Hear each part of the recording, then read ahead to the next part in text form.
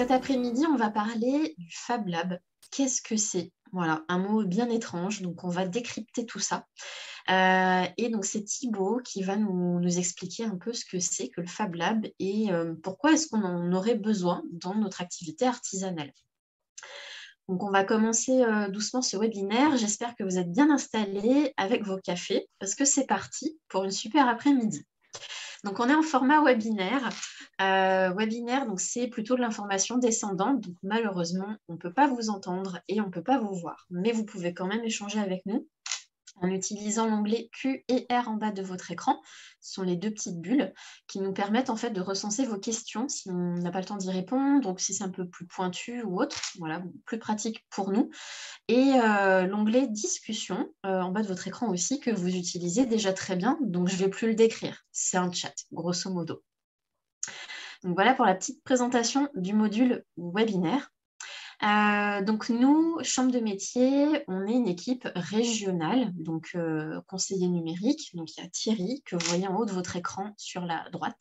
Bonjour à tous. Qui est basé dans Lyon 89, donc moi, dans le 58, dans la Nièvre. Et ensuite, mes autres collègues que vous avez pu voir pendant les autres webinaires qui ont déjà été organisés ou qui sont encore à venir d'ici demain. Donc, on est vraiment une équipe régionale avec des compétences différentes, ce qui permet d'être assez fort et de pouvoir répondre à toutes vos questions sur les thèmes du numérique, parce que chacun a ses spécialités. Forcément, selon les âges différents, ben, voilà, on n'a pas les mêmes compétences de partout, et c'est ça qui fait notre force. Donc cet après-midi, on est avec Thibaut, si je peux te tutoyer et t'appeler par ton prénom. Tout à fait. Comme ça, je n'écorche pas le nom de famille, en fait. C'est surtout ça. Surtout le nom de famille qui C'est ça. C'est pas grave. Et donc, je vais te laisser te présenter et puis prendre la main pour nous expliquer ce que c'est que le Fab Lab. Très bien. Eh bien, je suis Thibaut Sizun. Je suis depuis de longue date bénévole dans un Fab Lab qui s'appelle Quelle Fabrique, situé à Dijon. J'ai une expérience de 5 à 6 ans, on va dire, de bénévolat et d'entraide. Donc, l'idée d'aujourd'hui, c'est un peu vous présenter comment ces associations ou lieux fonctionnent. Moi, à titre personnel, à l'heure actuelle, depuis, j'ai évolué. Maintenant, je suis enseignant responsable pédagogique dans une école d'ingénieurs, donc au CESI Dijon. Et l'idée, c'est justement vous présenter en quoi le Fab Lab, justement, a pu me mener jusque-là. OK. Donc, ce que je vais faire, c'est que je vais vous partager mon écran, parce que j'ai préparé une présentation. Peut-être que je ferai des petits allers-retours, parce que ça risque d'être un peu monolithique, et je pense qu'il y a un petit peu d'échange quand même avec le visage, c'est quand même un peu plus sympa. Alors, dans un premier temps... Alors, juste avant de... Pardon, oui. Thibaut, juste avant de te vous présenter, on avait prévu un tout petit sondage. Le petit sondage, et justement, on avait une question à poser à ceux qui nous suivent. Alors, on vous pose les questions traditionnelles. Quel est votre secteur d'activité? Est-ce que vous êtes une entreprise créée ou est-ce que vous êtes porteur de projet? Et surtout, la question, qu'est-ce qu'un Fab Lab? Est-ce que vous savez ce qu'est un Fab Lab? Voilà. Avant que vous nous dévoiliez, Thibaut, la présentation du Fab Lab, vous voulez savoir un petit peu là. Ce que nos auditeurs en pensent.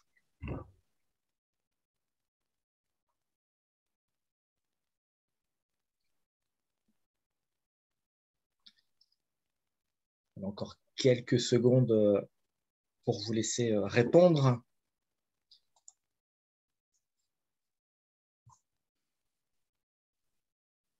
Allez, je vais arrêter le sondage. Alors, rapidement, vous êtes 20% dans le secteur dans le domaine des services, 75% dans la production, 5% dans l'alimentaire, 60% d'entreprises créées, 35% de porteurs de projets de création d'entreprise, 5% en tant que particulier ou autre. Et la question, savez-vous qu'est-ce qu'un Fab Lab? À 80%, vous avez répondu non. Voilà. D'accord. Très bien. Voilà. À vous, Thibaut. OK. Alors, on va partager cet écran.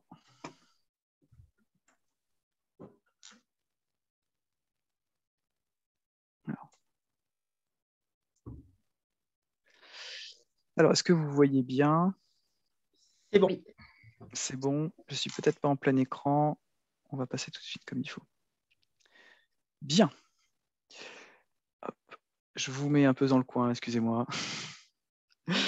Donc, on va faire un petit point sur ce qui est Fab Lab. Donc, la thématique du jour, c'est les outils et machines numériques à votre disposition.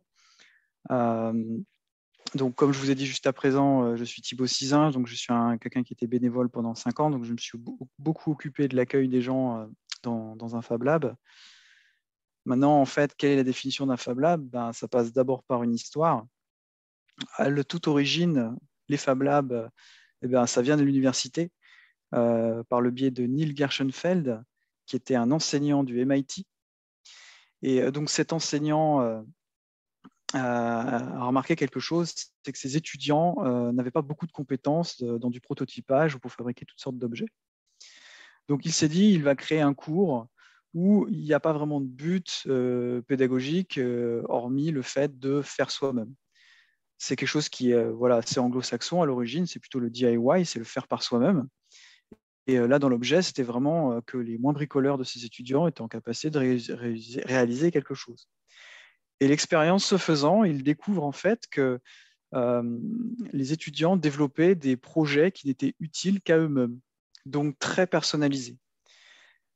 Et en particulier, il a remarqué aussi la partie numérique de ces projets-là. C'est-à-dire que dès qu'un étudiant commençait à documenter son projet, un autre étudiant pouvait le récupérer, le modifier légèrement pour se le réattribuer.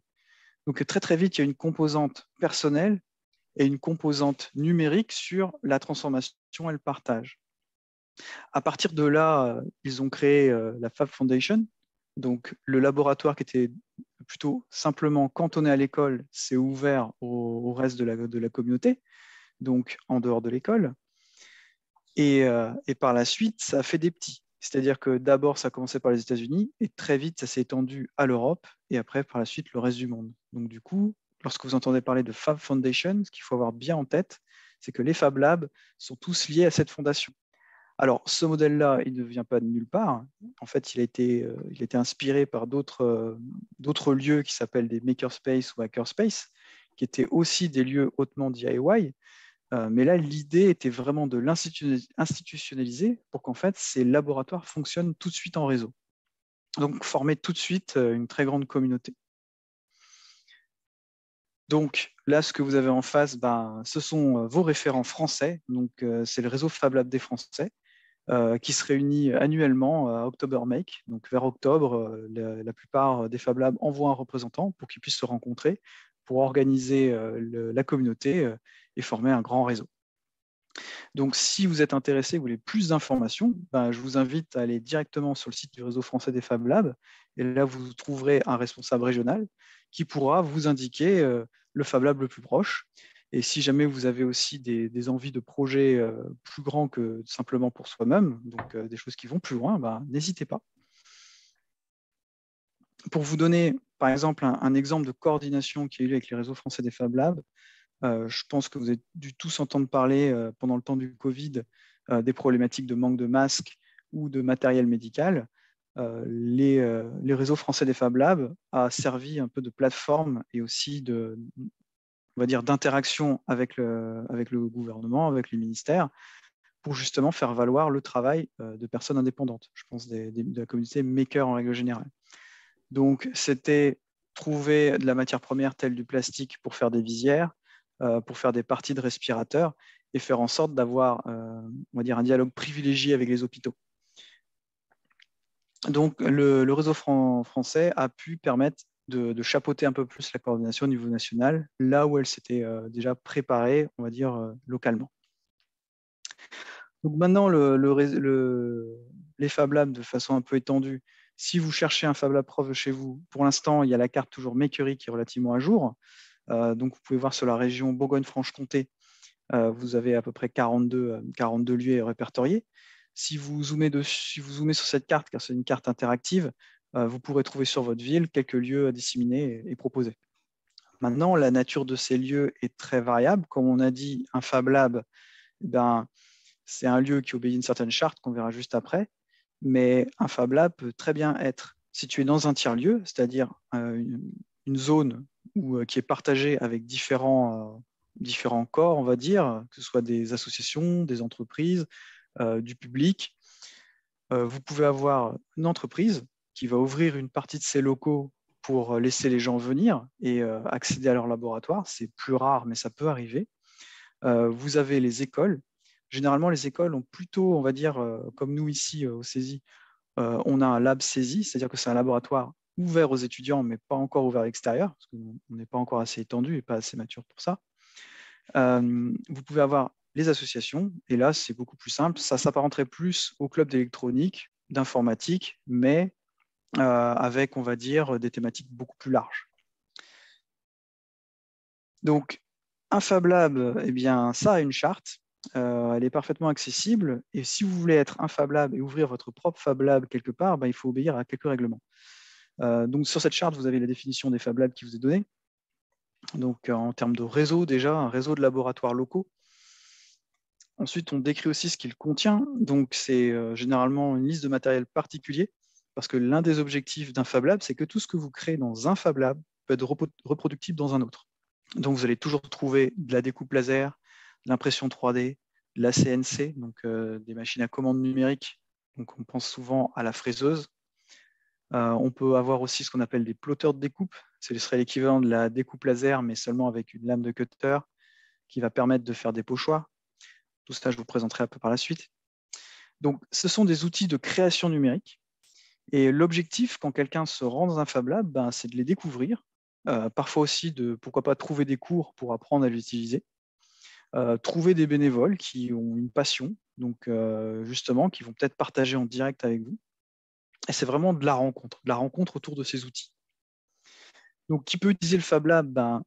Toute personne qui s'inscrit adhère à la charte, donc il est parfaitement accueilli. Seulement, il y a certaines règles qui sont liées, on va dire, au libre, donc on pourrait dire les logiciels libres, mais maintenant, il y a aussi beaucoup de l'open hardware aussi. C'est tout ce que vous créez dedans est sous licence libre. C'est-à-dire que vous ne pouvez pas mettre une propriété intellectuelle tant que vous êtes simple adhérent Fab Lab. En revanche, vous pouvez avoir un accord avec une association qui est Fab Lab et privatiser une partie pour pouvoir avoir accès à du matériel. Donc, du coup, ça ressemblerait à une forme de location de matériel avec peut-être aussi sous facturation, par exemple, une aide pour apprendre à utiliser telle ou telle machine. Ça, c'est une possibilité. Mais si vous venez en simple adhérent, ce que vous créez là-bas doit être documenté pour que d'autres personnes puissent les utiliser. L'objectif, c'est vraiment de créer un terreau commun et un tissu commun pour que les gens puissent avoir ce qu'on appelle de l'open hardware, des plans, du matériel qui est facilement reproductible. Après, on pourra en discuter, mais c'est une balance économique. C'est-à-dire qu'il y a des atouts à être dans l'open hardware et dans l'open software, parce que forcément, vous avez accès à tout, c'est disponible et vous pouvez en faire une activité. Et à l'inverse, effectivement, si vous vouliez protéger une idée, à ce moment-là, il faut prendre en conséquence et savoir quels sont les plus et les moins. Sachant que si vous êtes en open, vous pouvez jouer sur la communauté et avoir un aide, on va dire, au développement de votre solution logicielle qui d'habitude ne toucherait qu'une seule niche, et justement multiplier les aides et pouvoir faire en sorte de la faire perdurer. Ceci étant présenté, je voulais vous faire aussi un petit point justement sur ce qui a été le départ un petit peu de l'esprit des Fab Labs. C'est vraiment tout ce qui est les logiciels libres. Je pense que vous en connaissez une partie dans le lot. Il y a ici, je représente un peu les logos. C'est un petit test que je fais. Généralement, après, les gens s'amusent. Là, je ne vous ai pas mis les noms tout de suite parce que là, je suis en version PDF. Les deux premiers en haut à gauche, ce sont des logiciels de traitement de texte. Vous avez LibreOffice, OpenOffice. Donc, vous pouvez, sans acheter une licence Microsoft, avoir accès à des logiciels de traitement de texte. Pour faire, on va dire, du dessin qu'on appelle vectoriel, qui peut être utilisé sur des machines-outils, vous avez Inkscape, c'est la petite montagne avec de l'encre. Sur sa droite, vous avez le logo de Blender, qui est en orange avec un point bleu, un logiciel très, très performant de modélisation 3D, qui permet de faire de la sculpture, de l'animation, qui permet même de faire ce qu'on appelle du tracking, c'est-à-dire c'est inclure un objet 3D dans une vidéo. Donc c'est un outil très abouti, mais qui demande une prise en main complexe. Et c'est là où justement une communauté, un Fab Lab peut vous mettre le premier pied à l'étrier pour commencer à avancer. Vous avez en dessous FreeCAD, qui est un logiciel de modélisation 3D paramétrique. Donc c'est plutôt orienté pour faire de la pièce mécanique, pour faire de la modélisation de bâtiments, du BIM. À votre gauche, un logiciel bien connu aussi de traitement d'image, GIMP, qui est très apprécié, très, très simple d'accès.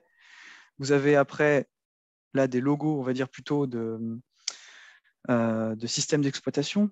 Vous avez le logo de Mint et le logo de Ubuntu. Donc, le libre est un peu partout, il est facilement accessible. Ça permet de commencer à travailler sans débourser un sou, si on est seulement dans l'aspect pécunier.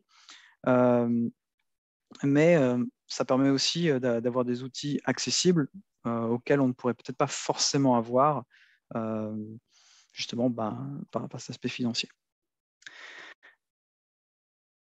Donc, je continue un petit peu sur le laïus, sur justement l'aspect licence. Comme vous pouvez le constater ici, je le traite un petit peu. Qu'est-ce qu'un logiciel libre? Qu'est-ce qu'une licence libre? Eh bien, en fait, il y a un premier point, c'est la liberté de l'utiliser. C'est la liberté en fait de licence. C'est-à-dire que quelqu'un qui crée un logiciel libre permet aux gens de l'utiliser gratuitement. On peut décider de ne pas faire payer une licence, tout simplement. Il y a l'autre point, c'est aussi ce qui est noté en petite icône à votre gauche, étudier. C'est-à-dire qu'on donne un accès au code source. Lorsque vous programmez, vous allez avoir ce qu'on appelle un exécutable sur votre ordinateur. Quand vous lancez les applications, ce sont des exécutables. Quand vous avez un programme Microsoft, qu'on vous donne, c'est un exécutable. Par contre, vous n'avez jamais accès au code source, et pour cause, ça donne en gros tous les secrets de comment fonctionne votre système d'exploitation ou votre logiciel. Donc les logiciels propriétaires, généralement, ne le partagent pas, car c'est reste confidentiel. Et c'est l'inverse de l'esprit, en fait, on va dire, du libre, c'est-à-dire que le libre essaie plutôt de créer une communauté qui va co-développer avec vous votre logiciel et va venir faire remonter les problèmes et peut-être même regarder justement dans le code source pour, on va dire, les utilisateurs les plus éclairés pour aider à la suite. Ensuite, il y a la notion de distribution. Est-ce qu'on peut distribuer le logiciel? Donc, c'est un peu lié aussi à la problématique de licence. Il peut y avoir des licences un peu absurdes du type, vous pouvez vendre une fois, mais après, par contre, vous avez le droit de distribuer. Bon, ça n'a pas trop de sens parce qu'une fois qu'une personne a acheté, il est libre de le distribuer, de le copier et de le dupliquer. Donc, ça veut dire de distribuer à tout le monde et donc forcément, ça n'a pas de sens. Ensuite, il y a le droit à la modification, c'est-à-dire que vous avez pu avoir le droit à l'accès au code source, mais vous pouvez aussi avoir le droit, par exemple, de proposer des versions ou même de les utiliser, par exemple, commercialement en disant je prends ce morceau de code pour le mettre dans ma propre application pour me le réattribuer. Et ça, c'est très fréquent dans l'informatique. Donc, cet esprit qui était retrouvé dans l'informatique essaye aussi de plus ou moins transparaître de plus en plus dans la partie matérielle. Et on trouve de plus en plus en ligne sur des sites comme Thingiverse, Sculpteo, des modèles 3D pour, par exemple, faire de l'impression. Mais pas que, aussi des plans parfois pour réaliser de l'électronique, pour réaliser de la mécanique. Donc, ce que vous voyez au centre, c'est un baromètre, on va dire, des licences. Donc, si on est au plus bas, c'est-à-dire qu'il y a le moins d'ouverture possible, et vous allez avoir le copyright, et plus vous évoluez vers le haut, plus vous allez monter sur le nombre de droits possibles. Il y a énormément de licences différentes, et là, par contre, il faut un vrai spécialiste pour entrer dedans. C'est très complexe, et souvent, suivant qu'on veut faire une utilisation commerciale, une utilisation personnelle, il faut un peu chercher. Ce que je vous dirais, c'est que si vous utilisez qu'à titre personnel un logiciel libre, il n'y a pas de problème. Si vous commencez à vouloir travailler avec et faire de l'argent avec, à ce moment-là, il faut un petit peu se renseigner. Donc maintenant, on a vu un peu cet aspect logiciel, informatique. Maintenant, ce qui est mis à disposition dans ma Fab Lab, c'est énormément d'outils et de savoir-faire. Donc, généralement, comme ça tourne autour du numérique, les thèmes les plus fréquemment abordés, ça va être historiquement l'informatique et l'électronique. Mais après, ça a été tout ce qui est la machine à commande numérique. Donc, ce qui a été, on va dire, vraiment fer de lance dans les Fab Labs, c'est l'impression 3D. C'est-à-dire que c'était un peu l'esprit un peu magique, et ce qui a été aussi lancé avec les projets RepRap, qui étaient aussi développés par les Fab Labs au départ, c'est l'idée de je fabrique une machine qui en fabrique une autre. C'est-à-dire que lorsque vous alliez imprimer en 3D des pièces plastiques, ces mêmes pièces plastiques vont être réutilisées pour une autre imprimante 3D. Donc le rêve, c'est ces machines qui se répliquent, Mais la difficulté, on le voit aussi assez vite, c'est qu'on ne peut pas tout répliquer. On peut en faire jusqu'au maximum 50 à 60%, mais il faudra toujours des axes métalliques, il faudra des moteurs, il faudra aussi de l'électronique. Et c'est plus difficile à ce moment-là de faire de la fabrication additive sur ces pièces-là. Ensuite, vous avez la découpe via un plotter, donc ce que j'ai dit avec une lame, je vous présenterai après, la découpe laser, la fraiseuse numérique, la brodeuse numérique. Tout ça, c'est des outils de commande numérique. De façon fréquente dans la partie informatique électronique, l'intérêt d'un Fab Lab, c'est que vous pouvez avoir accès à un matériel qui, pourrait prendre de la place chez vous, parce que tout le monde n'a pas la place pour mettre un atelier d'électronique, et aussi du matériel. Je pense en particulier sur la soudure. On peut tous avoir un fer à souder bon marché, mais avoir une station air chaud, avoir une plaque chauffante pour les composants montés en surface, avoir une alimentation de labo, avoir un bon oscilloscope, c'est pas donné à tout le monde. Et surtout, parfois, ça peut être un besoin ponctuel. Donc, l'idée du Fab Lab, c'est qu'il peut avoir des ateliers auxquels les adhérents peuvent accéder pour travailler sur leur propre projet. Souvent, les gens qui s'intéressent aussi à l'électronique font très régulièrement partie de ce qu'on appelle des répars cafés. Donc, ce sont des moments collaboratifs où les gens amènent un matériel défectueux et les bénévoles leur apprennent à enlever les premières vis, démonter, comment inspecter un matériel et apprendre à réparer. L'objectif derrière un Fab Lab, on ne fait pas à la place d'eux, on apprend à faire pour que la personne sache faire. Si la personne vient, demande, on va dire, un service, à ce moment-là, on fait un atelier et à ce moment-là, effectivement, ce sera un atelier payant ou à ce moment-là, ça devient une prestation. Donc là, on sort, on va dire, du côté Fab Lab pour aller plus sur de la prestation. Donc, sur les côtés informatiques, sur votre gauche à l'image, vous allez voir ce qu'on appelle une carte Arduino. Donc là, on a l'emblème un peu du Fab Lab, c'est-à-dire que c'est une carte Open Hardware qui est très utile pour faire de la domotique, c'est-à-dire faire de la commande de matériel. Par exemple, vous avez un portail, vous l'automatisez, vous pouvez le faire avec ce type de carte. C'est ce qu'on appelle les cartes microcontrôleurs. Sur l'image, vous voyez 4 diodes. C'est un peu vous donner, on va dire, la base de la base, c'est-à-dire faire clignoter des diodes et les commander. Mais si vous pouvez allumer ou éteindre une diode dans un temps donné ou après la réponse d'un capteur, par exemple une montée en température, une variation d'humidité, une détection de présence, vous pouvez actionner quelque chose. Un moteur, une alarme, votre chauffage, un peu ce qu'on veut. Et donc c'est ça l'esprit de la domotique. Et le succès aussi derrière ça, derrière Arduino, c'est le fait que c'est documenté, qu'il y a une très grande communauté et que si on commence un projet, eh ben, comme dans l'esprit Fab Lab, vous allez trouver le programme, vous allez trouver le plan et vous allez pouvoir répliquer ce qui a été fait. Après, les cartes tenues, c'est bien, mais on aura peut-être besoin d'impression 3D pour que ce projet fait en 3 dimensions ait une boîte ou un support. Votre capteur, il va peut-être être accroché, votre capteur de température, il est accroché dans votre cuisine. Il faudra peut-être un petit élément en plastique pour pouvoir le fixer, pour cacher le fil. Donc, on peut s'appuyer par exemple sur l'impression 3D. Sur votre gauche, vous voyez une qui est en bois. Et très fréquemment, dans les premiers Fab Labs, au tout début, l'impression 3D coûtait relativement cher. Mais étant donné que cette technologie est retournée dans le public, il était possible que des gens travaillent dessus et redéveloppent et ont pu créer leur propre modèle d'impression 3D. L'impression 3D existe depuis des décennies. Historiquement, ce serait apparemment la NASA qui aurait commencé à chercher des outils pour créer en apesanteur des outils, parce que quand vous partez au loin, vous ne prenez que la matière première pour remplacer une pièce bien précise, mais vous n'allez pas prendre de charge supplémentaire en ayant un stock de chaque pièce. Vous allez réadapter à votre besoin. Donc quand vous voyez l'imprimante qui est faite en bois ici, elle a été faite en partie avec de la découpe laser, je vous expliquerai comment ça fonctionne après, donc avec un matériel existant au Fab Lab. Donc on voit bien cet esprit de répliquer. Après, il y a ce qu'on pourrait appeler, on va dire, la réalité, c'est que souvent ces modèles-là, après, passent plutôt à celui que vous voyez à droite. C'est-à-dire que quelqu'un qui était un bénévole ou un passionné s'est mis à dire, tiens, je vais créer mon propre produit et le créer en série.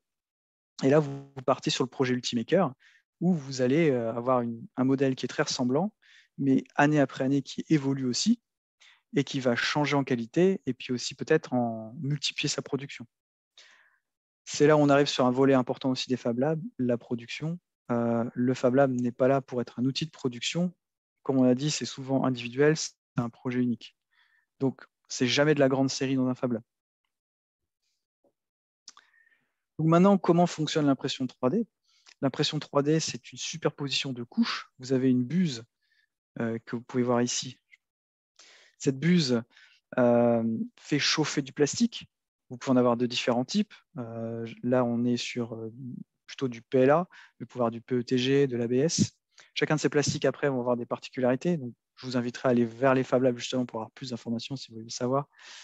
Et l'idée, c'est comme vous avez une pièce en 3D et vous allez avoir un logiciel qui va la couper en tranches et qui, sur chaque tranche, va donner un déplacement de la tête d'impression. Donc, comme vous le voyez ici, ça monte, ça monte, ça monte, ça monte. Et sur une pièce qui, par exemple, ne toucherait pas terre, pour pouvoir faire en sorte que le plastique soit autoporté, on va placer ce qu'on appelle des supports. C'est pour ça que vous voyez tous ces éléments-là. À la fin de l'impression, ces éléments sont sécables, on peut les retirer. Tout l'art après de l'impression 3D, c'est justement de bien préparer son fichier pour qu'il y ait le moins de supports possible, parce qu'à l'endroit où vous avez des supports, vous pouvez avoir des états de surface qui ne sont pas forcément agréables, on va dire, au toucher.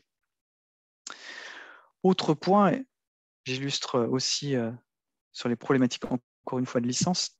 Vous avez, par exemple, des objets en 3D qui peuvent appartenir à des licences très connues. A-t-on le droit d'imprimer des marques, des logos de marques dans un Fab Lab? Non, normalement. Est-ce que des gens s'en privent? Non. Mais normalement, vous n'avez pas le droit. Certains modèles, par exemple, là, vous pouvez imprimer ce modèle-là que vous allez trouver facilement sur Thingiverse. Si c'est votre imprimante, ça vous regarde. Par contre, si vous essayez de le commercer, c'est ce que vous pouvez voir parfois sur certains festivals, par exemple, on voit des gens qui vendent des modèles en impression 3D. S'ils n'en ont pas la licence, ils n'en ont pas le droit, tout simplement. Donc, c'est un élément sur lequel il faut faire attention. Continuons. Une autre technique qui est intéressante, c'est le plotter. Souvent, on n'y pense pas trop dans les Fab Labs, mais là aussi, c'est de la commande numérique. Et ce qui est intéressant avec ces outils-là, c'est que par le logiciel que je vous ai montré juste avant, qui s'appelle Inkscape, qui est un logiciel de dessin vectoriel, vous allez pouvoir manipuler une grande quantité d'outils. Là, ici, vous avez le plotter, mais vous pouvez aussi utiliser la découpe laser, voire peut-être la fraise numérique, mais juste en descente. Donc là, sur votre gauche, comme vous voyez ici, on voit bien un filament, un grand rouleau de vinyle.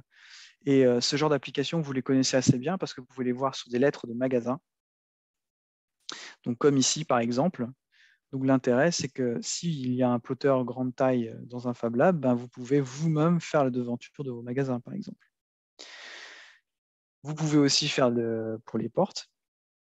L'intérêt aussi, c'est de pouvoir faire des pochoirs sur de la feuille cartonnée, par exemple. Vous pouvez venir ici avoir un tracé, venir couper à la lame, et derrière, avoir une bombe et venir directement appliquer. Ça marche aussi avec des films collants. C'est-à-dire que vous allez faire un collant et rebomber aussi. Comme ça, vous aurez une bonne qualité sur la votre limite. Autre technique intéressante, et là encore, le fait de savoir dessiner en 2 dimensions vous permet de refaire ceci. Donc, c'est la découpe laser. Là, encore une fois, on va partir d'un dessin vectoriel pour avoir un tracé de courbe et faire une coupe. Donc là, on voit ici la partie laser. Vous avez généralement une source ici qui sort, un miroir déflecteur, et qui vient réappliquer le faisceau en bas. Donc le laser, généralement, c'est la partie arrière ici. Vous pouvez voir le radiateur qui est là pour le refroidir. Vous pouvez aussi avoir des lasers dans l'industrie qui sont là beaucoup plus puissants et aussi beaucoup plus chers. Je n'ai pas trop vu dans les Fab Labs ce type de matériel. Vous pouvez en avoir quand même qui sont ce qu'on appelle les découpes plasma, donc qui sont moins précises, mais qui permettent de faire de la pièce métallique pour la chaudronnerie. C'est un matériel coûteux. Ça demande aussi une installation particulière, c'est-à-dire que ce n'est pas dans tous les Fab Labs que vous allez avoir ça. Et surtout, ça a un certain coût. Par contre, ce qui est intéressant, c'est que la compétence que vous avez développée pour faire de la découpe laser via les modèles vectoriels, eh bien, vous pouvez le donner à un prestataire. C'est-à-dire qu'au lieu de passer par quelqu'un qui va concevoir la pièce, vous pouvez donner un plan pour un professionnel qui saura le faire. Donc ça, c'est intéressant. Donc les exemples de découpe laser, vous en avez vu beaucoup sur les marchés de Noël ces derniers temps. Ce sont des petits montages en boîte comme ça.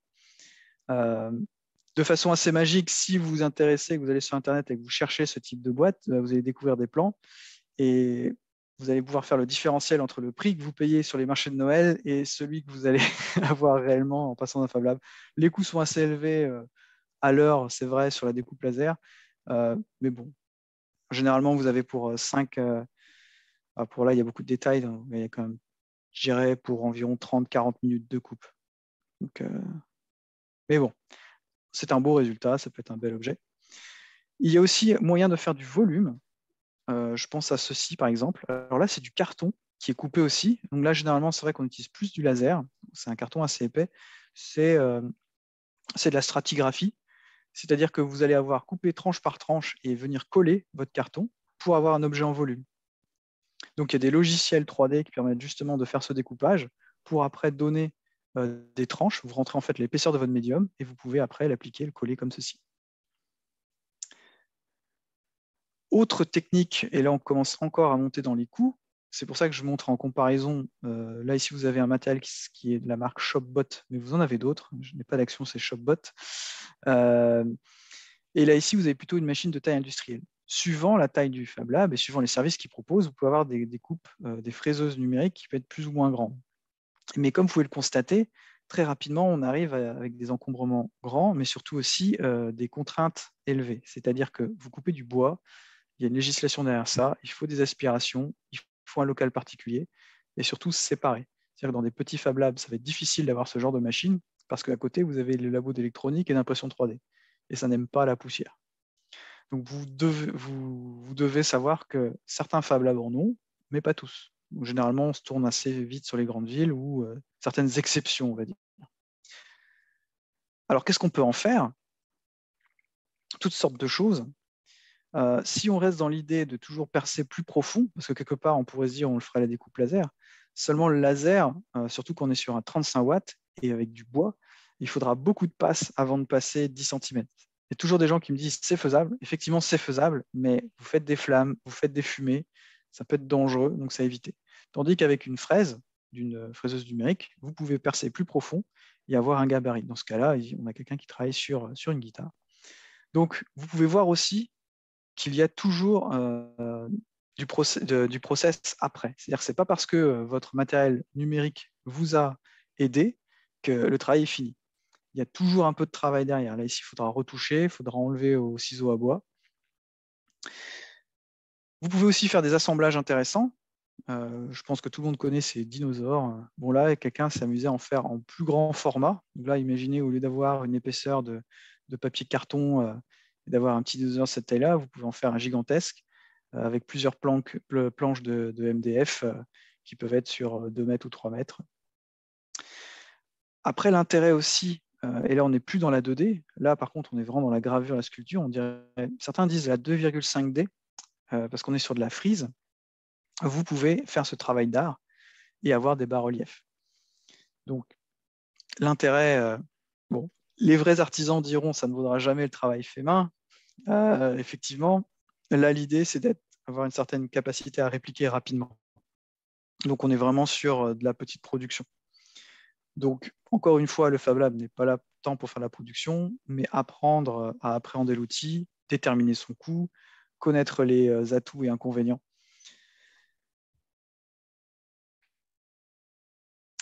Alors, on arrive vers la fin.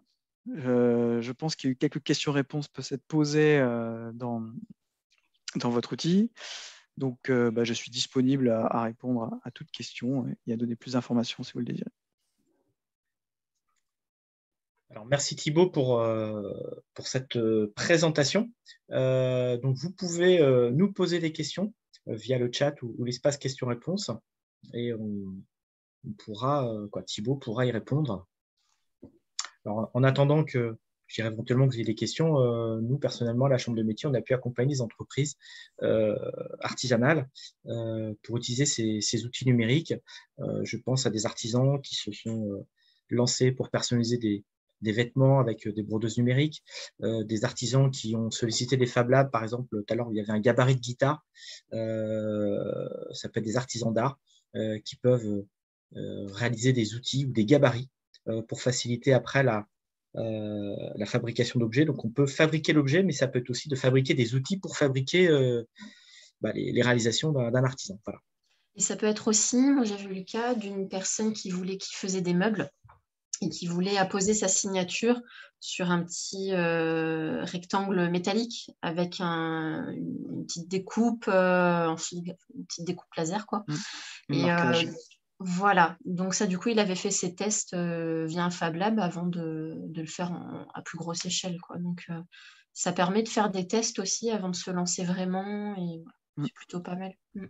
Pareil, tout à Après, l'heure, vous aviez parlé d'imprimantes 3D qu'on a découvert dans les Fab Labs. Après, ceux qui sont amenés à faire de la production, on dirait de la petite série, ont investi dans du matériel et disposent de l'équipement chez eux. Pareil pour les découpeuses laser, vous avez présenté des photos de machines assez conséquentes, d'une taille assez importante. Aujourd'hui, on a des découpeuses laser d'une taille de format A3, même un peu plus, 40 cm au carré, qui permettent de faire de la découpe et de petites pièces. Ça peut être, j'ai vu des artisans qui font des étiquettes ou des marques un peu comme présentait Mélodie. Ça peut être aussi des artisans qui se sont lancés un peu dans l'électronique pour faire des capteurs alors on peut tout mesurer, mais concrètement, ça peut être des capteurs de température, des capteurs d'humidité dans des bâtiments pour suivre des paramètres qui vont aider, je dirais, chez l'entreprise à prendre des décisions. Sachant que les lieux tels les Fab Labs sont très intéressants pour justement le côté projet, parce que souvent vous allez proposer un projet qui n'appartient qu'à vous, parce qu'en fait vous avez un besoin spécifique, et en fait l'idée c'est que le Fab Lab vous met en relation avec quelqu'un qui aura la compétence pour vous aider et vous appuyer. Donc c'est vraiment cette idée-là. C'est-à-dire que là effectivement on parlait des capteurs, et un capteur de température peut utiliser à différentes fins, et c'est ça qui est intéressant. Et en fait généralement le besoin que vous avez, vous avez peut-être que vous qui l'avez, mais les moyens d'y arriver, il est partagé, il est transversal. Alors, je vois qu'on commence à avoir des questions. Eh ben, Thibaut, on va vous mettre un petit peu à contribution. À l'épreuve. Allez, on va les lire en direct. Très bien. Quelle matière on peut travailler? Alors, Sur quelle technique? voilà, j'allais dire. Allez, si on prend l'impression 3D. Impression 3D, alors je vous avoue, j'ai montré qu'une seule technique. J'ai montré la méthode qui est la moins chère, qui est celle qu'on appelle la dépôt de fil. Donc généralement, ce sont des plastiques thermoformables. Donc on a les PETG, l'ABS, le PLA. L'ABS, c'est le Lego, c'est ça, hein? Oui, c'est ça. Voilà. Et derrière, vous avez aussi d'autres types d'imprimantes qui commencent à se populariser, qui deviennent beaucoup moins chères, mais qui demandent aussi à avoir un laboratoire parce qu'il y a certaines émanations chimiques, des solvants qui ne sont pas très bons. C'est l'impression résine.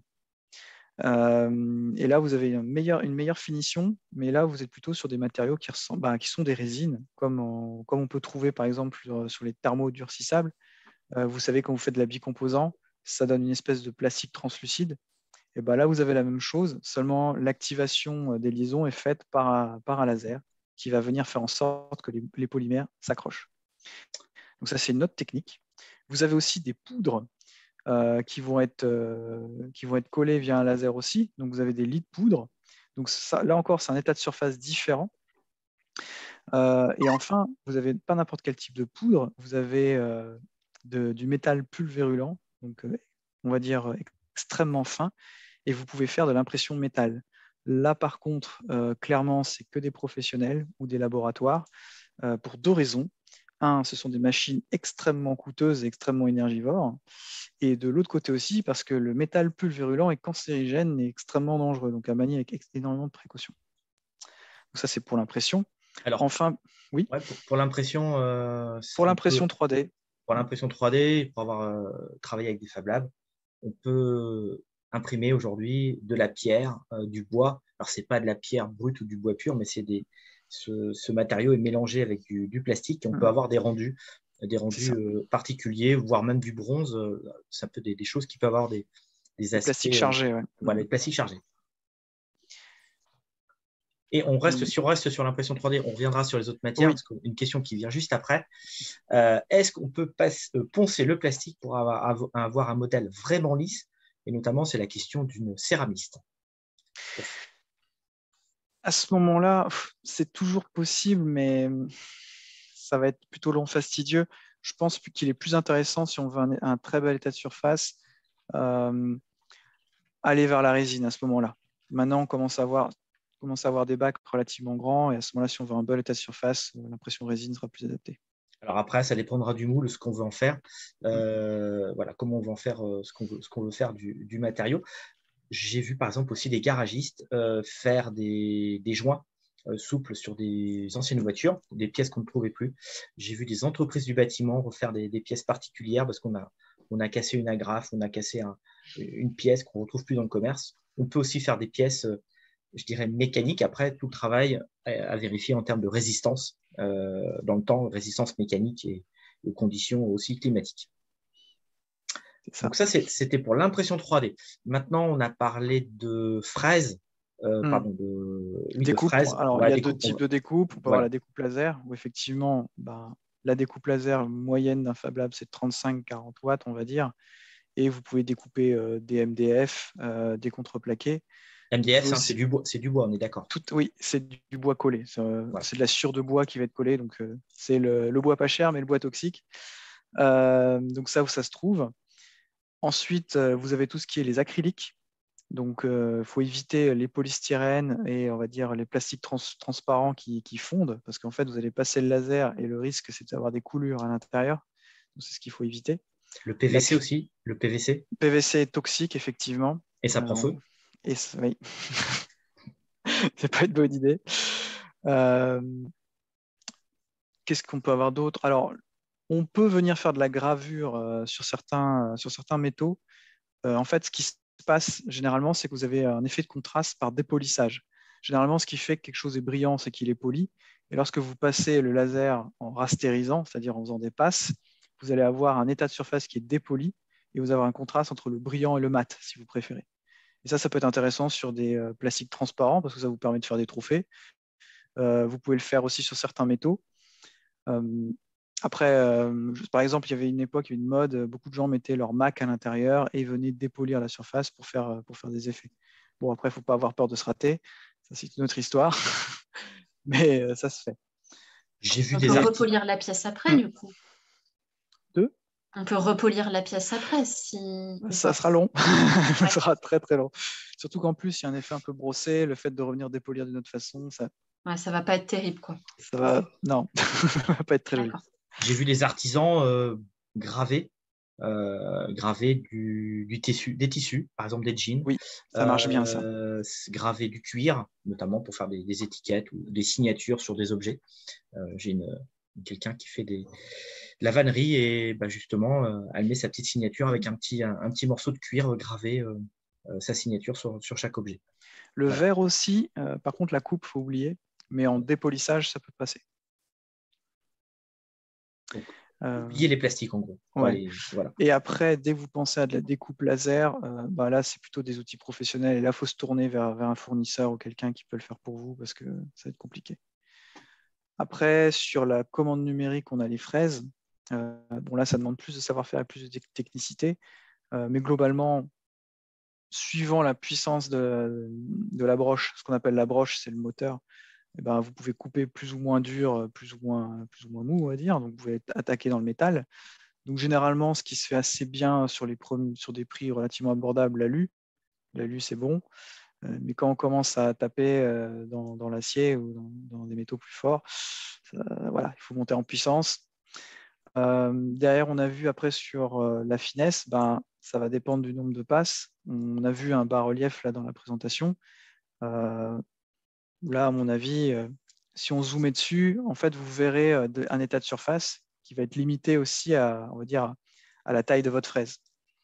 C'est un petit peu comme en impression 3D. On a des boudins de plastique qui se posent, des boudins qui font à peine 0,2 mm, qui sont posés les uns sur les autres. Donc, quand on passe à longue on va avoir un toucher particulier. Mais sur la gravure, sur le fraisage, vous aurez un petit peu la même chose. Donc souvent, il y aura retravaillé un petit peu avec du papier ponce pour justement avoir un état de surface plus agréable au toucher. Mais ce sera dépendant de la taille de votre fraise à nouveau. Et évidemment aussi, les plastiques avec la fraiseuse, ça passe. Et après, on a des matériaux plus fins, parce qu'on a parlé des plotters. En fait, un plotter, c'est quoi? Oui. C'est un cutter. Hein. C'est un cutter. C'est ça. C'est la table traçante, mais avec un cutter. Voilà. Et donc là, ce sera plutôt des matériaux plus fins. L'avantage par rapport à la découpe laser, c'est qu'il n'y aura pas l'effet brûlé qu'on pourrait rencontrer avec le laser. Tout à fait. Alors, une question. Combien faut-il de temps pour fabriquer un objet? Ça dépend. Alors, suivant les méthodes, si on prend la plus longue, ce serait l'impression 3D.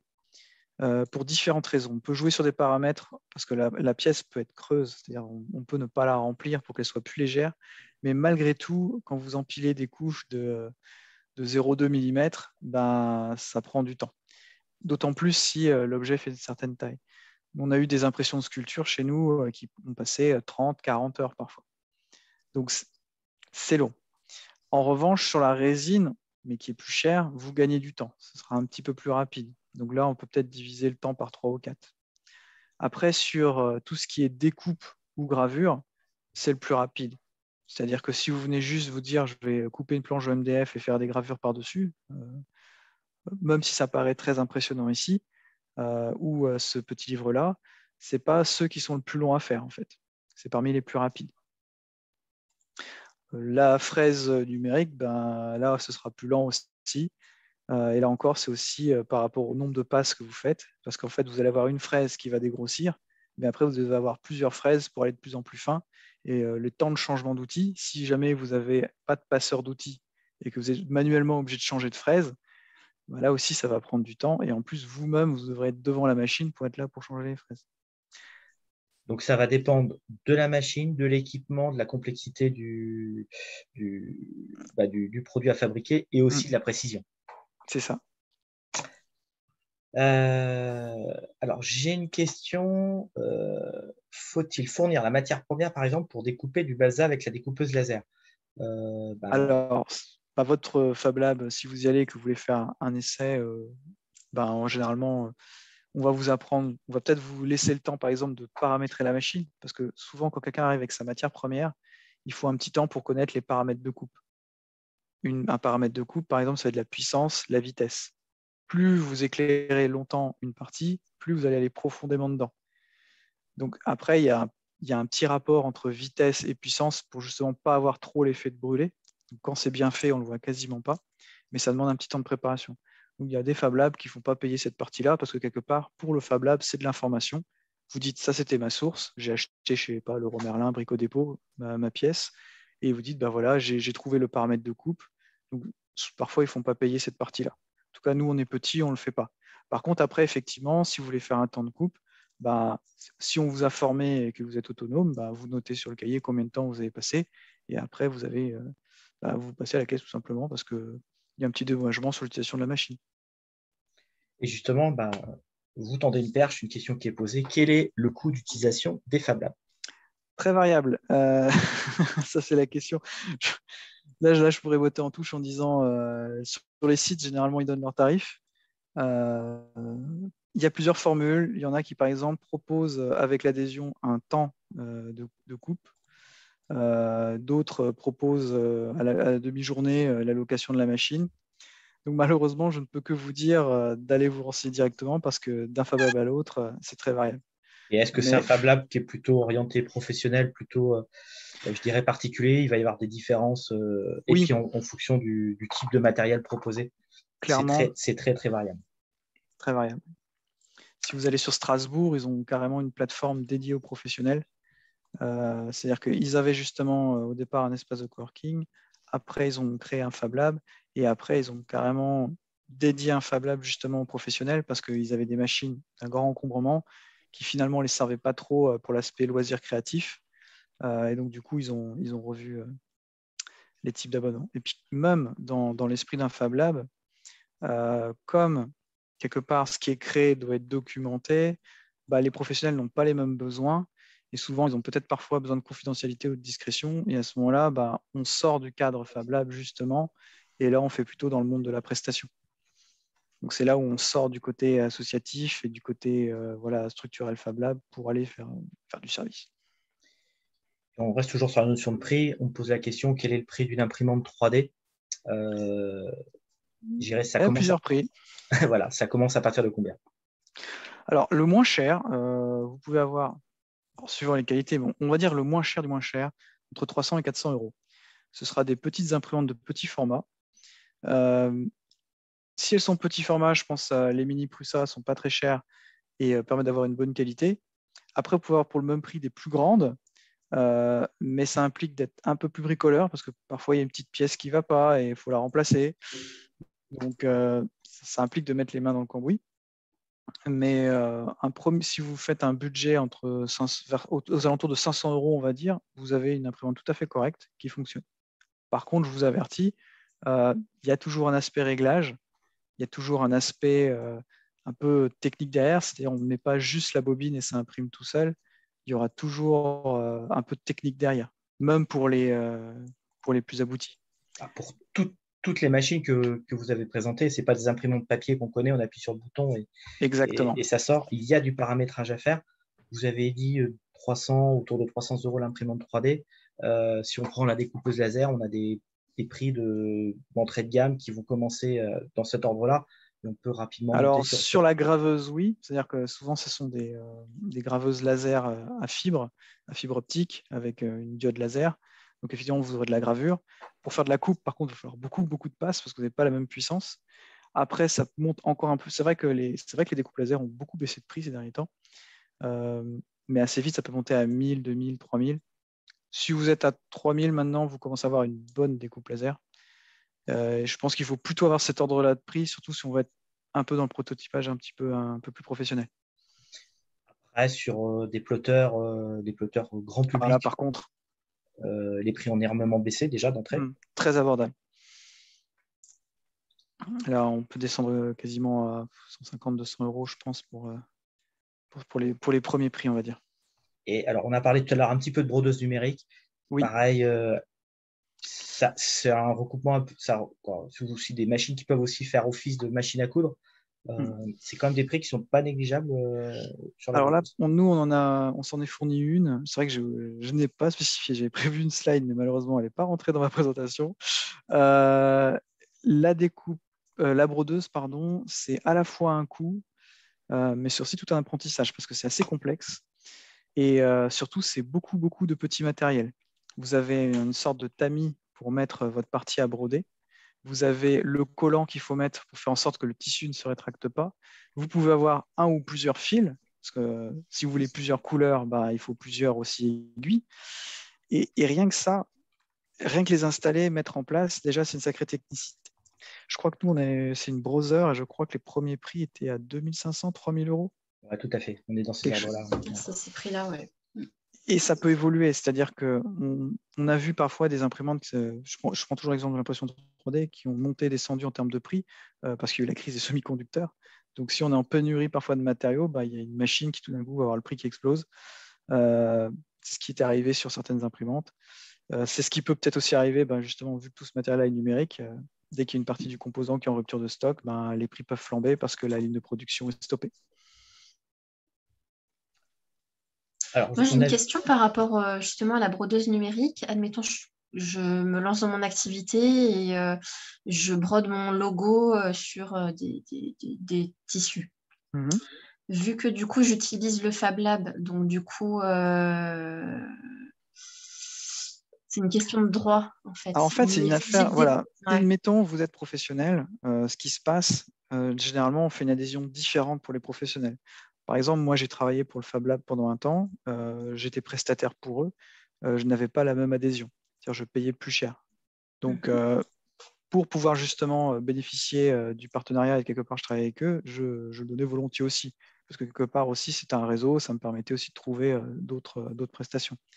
Et donc, du coup, si jamais je devais, par exemple, comme vous, faire un logo sur sur un tissu, sur une chose, ben, du coup, à ce moment-là, on protège la personne qui a une adhésion professionnelle parce que quelque part, bah, c'est un peu nous qui, par notre argent, faisons tourner aussi pour l'association, le labo.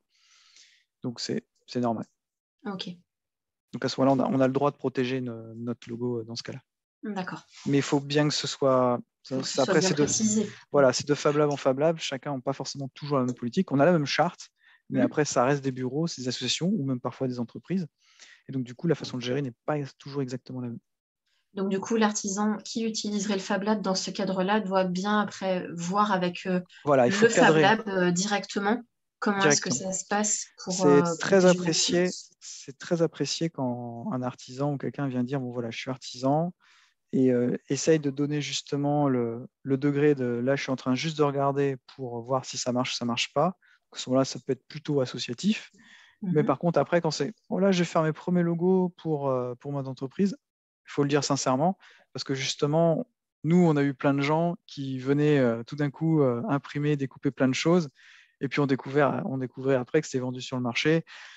Bah, du coup, c'est pas très juste parce qu'en termes de concurrence par rapport à d'autres personnes qui sont professionnelles, bah, nos coûts étaient en dessous.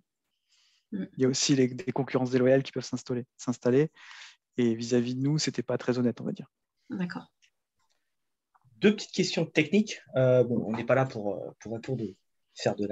répondre aux questions techniques du Fab Lab, mais le plexiglas, point d'interrogation, je pense le plexiglas, si on parle de découpe laser, est-ce Mhm. qu'on peut le découper?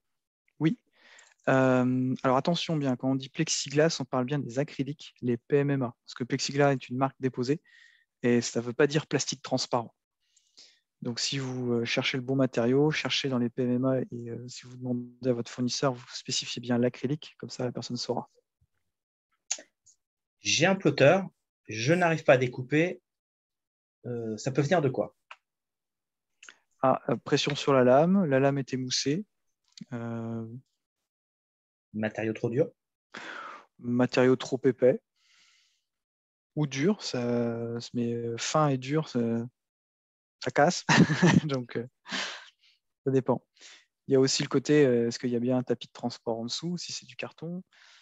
Si c'est un vinyle, ben, forcément, il y a deux épaisseurs. Donc, la partie qui décolle en dessous sert de partie porteuse. Donc, ça dépend. Faut voir. Je dirais, allez voir dans un Fab Lab. Vous aurez la réponse. Donc les Fab Labs, ça peut être aussi l'occasion pour vous d'aller rencontrer d'autres personnes, de partager des expériences et bah, de monter aussi en compétence avec l'usage de ces outils numériques. Euh, une question, j'ai une petite machine de découpe qui n'est mais pas professionnelle, je découpe de vinyle. Euh, Est-ce que je peux découper ma marque, une image? Est-ce que j'en ai le droit? Si c'est votre machine personnelle, je ne vois pas trop où est le problème. Si c'est chez vous, dans votre cadre personnel, et que vous voulez réutiliser votre matériel pour votre activité professionnelle, il n'y a pas de problème. Donc on a eu pas mal de questions, d'échanges. Je ne sais pas s'il y a encore d'autres participants qui souhaitent intervenir. Mélodie, vous avez mis dans le chat la carte des Fab Labs au niveau français. Donc, vous retrouvez les plus de 40 Fab Labs sur le territoire de la Bourgogne et de Franche-Comté. Je vous ai mis à disposition, par exemple, l'adresse d'un Fab Lab sur Auxerre qui a mis en place, qui met à disposition ses tutos sur son site gratuitement. Voilà, dans l'esprit de partage. Et on retrouve des exemples. Tout à l'heure, vous avez cité FreeCAD, vous avez cité GIMP, vous avez cité Blender. On retrouve ces tutos. Vous auriez aussi pu parler du Raspberry pour tout ce qui est programmation informatique, numérique. Voilà. Ce qui est bien, c'est qu'il y a quand même plein d'outils gratuits et libres finalement qu'on peut utiliser dans son activité. C'est ça qui est plutôt bien, quoi. Ça permet de mettre le premier pied à l'étrier, pardon, et puis après voir pour d'autres solutions si besoin. Mais c'est vrai que c'est plutôt pas mal quand même. On a cette chance-là. C'est ça. Et je vois une nouvelle question qui vient d'arriver. Et justement, on voit que c'est des artisans, que vous êtes prof d'imagination, de vous poser des questions. Est-ce qu'une machine peut découper du plâtre? Alors, je vous dirais, ça dépend laquelle et quoi. Alors, sur du plâtre, nous, on a, je dirais plutôt la fraiseuse pour pouvoir justement enlever de la matière. Je partirais plus sur la fraiseuse. Le laser, ça peut être intéressant pour toujours cet effet de dépoli, mais pour la coupe, vous n'allez pas obtenir quelque chose de génial. Nous, on avait travaillé sur des blocs de béton. On avait pris des dalles de béton et on avait justement dépoli ces parties-là. Ce que vous pouvez faire aussi, une artiste avait fait ça chez nous. Alors, après, il faudra que le Fab Manager soit d'accord pour vous poser la dalle de béton dans sa découpe laser. Ce sera une autre histoire. Mais c'est faisable. C'est poser de la peinture en surface et venir retirer la peinture avec le laser. Donc là, vous aurez un élément de contraste et vous pourrez faire des effets intéressants. Et justement, bah tiens, est-ce qu'on peut trouver dans un Fab Lab des imprimantes à sublimation ainsi que des presses à chaud? Presse à chaud, il y en a effectivement. Ça se trouve. Je pense au thermoformage, si c'était ça qui était demandé. Après, sur la sublimation, comme la sublimation Imprimé. pour imprimer, pour faire les dépôts, peut-être, ça, j'en ai pas trop connu. Moi, j'ai vu des Fab Labs qui proposaient par exemple de la sérigraphie. Oui, à Voilà. Rennes, ils en font. Oui. Voilà, on a même en Bourgogne, j'en connais. Donc, Oui.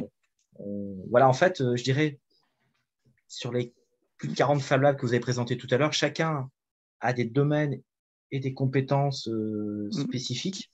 On ne va pas retrouver toutes les machines que vous avez présentées. C'est ça. Souvent, la machine d'entrée, je dirais, on connaît les Fab Labs avec l'imprimante 3D. Souvent, Mais on dérive très vite. Voilà. Mais après, c'est de prendre contact avec le Fab Lab qui est proche de chez vous ou dans votre département et d'échanger et de voir avec eux. Ça peut aussi permettre à des Fab Labs aussi, s'il y a des demandes, de monter en compétences et d'investir dans du matériel qu'ils n'avaient pas forcément imaginé au départ. Et moi, j'ai une question plus administrative, on va dire. Comment ça se passe? Je suis artisan et je sais que je vais en avoir besoin pendant l'année, mais pas forcément tous les mois. Ça peut être ponctuel. Est-ce que c'est un abonnement? Est-ce qu'on paye à l'utilisation? Eh bien, c'est encore une fois, c'est selon l'endroit. Effectivement, D'accord. certains font de la mise à disposition, rien suivant la machine, on va dire, ou suivant l'atelier.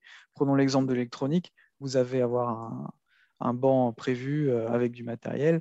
Il n'y aura pas vraiment une location de matériel à proprement dit. Après, vous allez peut-être avoir effectivement une adhésion professionnelle parce que vous êtes en train de travailler sur un prototypage pour votre entreprise. Donc, ce sera peut-être un autre tarif. Peut-être aussi un meilleur matériel donné à disposition, suivant les Fab Labs, c'est possible. Vous avez aussi, par exemple, là, on a montré la fraiseuse. Souvent, c'est des locations. C'est-à-dire qu'on a sur du grand format, un Fab Lab va vous louer à l'heure. Après, il y a surtout tout l'accompagnement qui est autour. C'est surtout ça qui fait la plus-value, la différence par rapport, on va dire, à une entreprise où vous faites à la presta. C'est qu'on vous apprend, c'est que vous êtes accompagné au début. Donc, il y a une sorte de prise de rendez-vous, toujours. je pense, pour voilà, faire apprendre à utiliser et voir ce dont on a besoin. Okay. Ce que je vous dirais d'éviter de faire, qui n'est pas forcément bien vu, ça dépend des lieux. Donc, plus la structure est petite, c'est pas la peine de venir demander tiens, si je vous donne tel fichier 3D, vous me le faites à combien? Oui, en fait, souvent, il y a un bénévole derrière qui va chiffrer pour vous, qui va passer un temps fou. Et en fait, pendant ce temps-là, vous êtes en train de comparer les prix avec les professionnels. Et en fait, finalement, vous allez vous tourner vers la solution professionnelle parce que ce sera de meilleure qualité, vous aurez la quantité que vous voulez et vous l'aurez en temps. Donc, si c'est pour faire une petite production, allez vers les professionnels, tout simplement. Vous aurez une meilleure satisfaction de ce point de vue-là. Parce que si ça ne vous intéresse pas de faire, il n'y a pas l'intérêt du Fab Lab à ce moment-là. D'accord. L'important, c'est le faire, apprendre à faire et surtout le faire soi-même. Voilà. Vous l'avez évoqué un petit peu tout à l'heure, Thibaut, mais on a une question qui nous revient sur les formes juridiques des Fab Labs. Quelle va être la forme juridique? Très fréquemment, ce sont des associations, la majorité du temps. En fait, la charte est assez libre. C'est-à-dire que pour être Fab Lab, c'est juste un lieu une fois par semaine ouvert au public où l'on va documenter ce que l'on fabrique. Et tout ce qui est fabriqué est sous licence libre. Donc, quelque part, ça englobe beaucoup de structures différentes.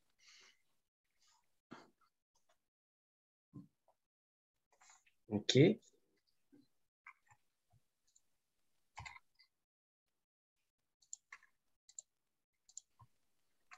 Je crois qu'on a fait le tour des questions. Je n'ai pas l'impression d'en voir d'autres. Thierry fait sa promo, voilà. Tu as posé une question, où est-ce que tu trouvais la sérigraphie, par exemple, sur C'est Auxerre. bien. Voilà. Alors, je vais faire ma promo aussi. Voilà. Il y a des Fab Labs dans la Nièvre aussi. Il y en a 2 pour notre petit territoire, ce qui est déjà très bien. Mais il faut prendre sa voiture vraiment pour y aller. Mais... Je crois qu'il y en a même 3. Je crois même qu'il y en a 3, Mélodie. Eh ben, il n'est pas sur la carte. 4. Oui, c'est en train de se développer. C'est une carte aussi qui évolue. Hein. Toutes ces machines-là. Ça bouge beaucoup. Ça bouge beaucoup, ouais. Voilà. Et dans les villes même, certains ne sont pas tous référencés. Vous pouvez aller du côté, par exemple, de vos mairies. Vous allez parfois avoir des surprises. Vous allez découvrir qu'en fait, il y a un Fab Lab qui est placé dans un terre-lieu rural, des machines à disposition. C'est toujours surprenant. Et on a aussi des Fab Labs très dynamiques en Franche-Comté. On n'est pas que en Bourgogne. Oui, je pense notamment du côté de Luxeuil. Voilà. Luxeuil, Besançon aussi. Très bien. On nous avait posé la question au niveau du support, je crois. Donc, on va essayer de vous proposer ce webinaire en replay. On va voir au niveau du montage. Thierry, Il est enregistré, on ne vous garantit pas qu'il sera disponible. Voilà. On essaye de faire un peu, des fois on rencontre des petits soucis techniques. Donc on va essayer de vous le proposer en replay.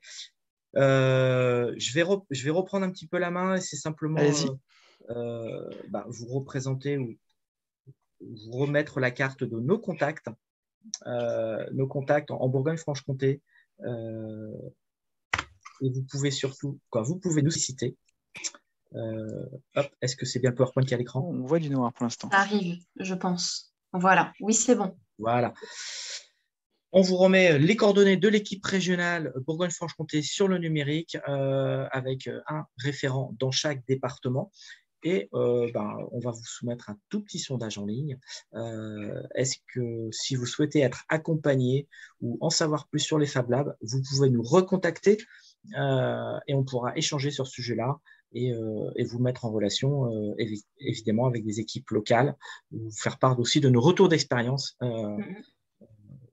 Pourquoi pas aussi des artisans qui ont déjà fait appel à des Fab Labs. Voilà.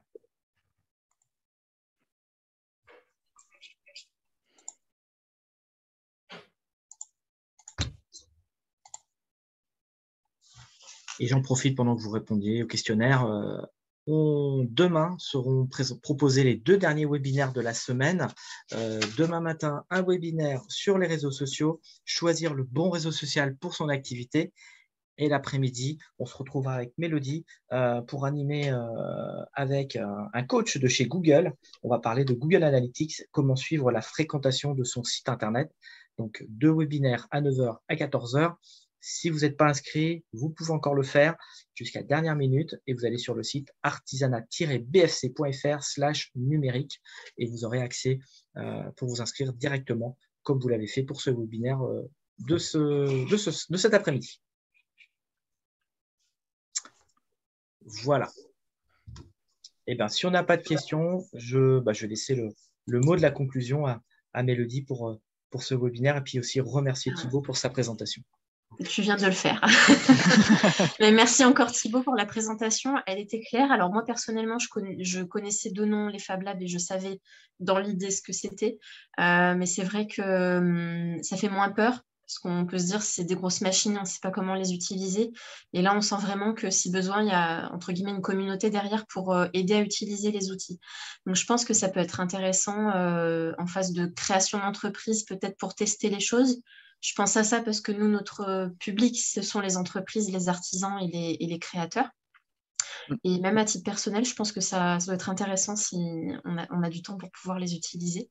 Donc, merci beaucoup pour cette présentation qui était très claire. Et puis, merci aussi à vous qui étiez présents cet après-midi et d'avoir posé vos questions qui étaient très précises. Donc, c'est que le sujet était clair, convenait et répondait à un besoin.